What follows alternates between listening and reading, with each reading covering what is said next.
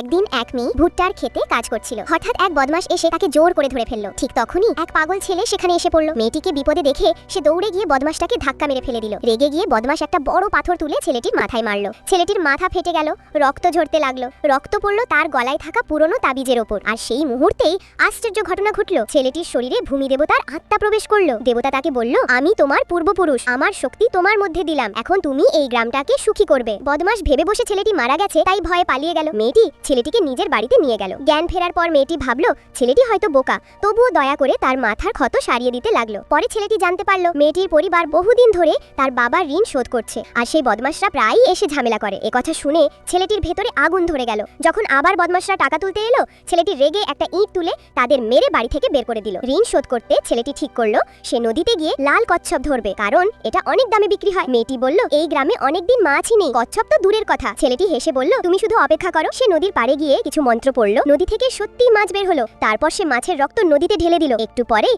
এক বিশাল লাল কচ্ছপ ভেসে উঠলো। সেটা ধরে সে বাজারে নিয়ে গেল বিক্রি করতে। বাজারে এক হোটেল মালিক মহিলা সেটা দেখে কিনে নিল। মূল্য দিল 8 লাখ টাকা। সাথে বলল, আমি এই গ্রামটাকে রিসর্ট বানাতে চাই, তুমি গাইড হও। ছেলেটি রাজি হলো আর টাকা নিয়ে ফিরে গেল মেয়েটির কাছে। মেয়েটি খুশিতে কেঁদে ফেললো, এত টাকায় তো ঋণ শোধ হয়ে যাবে।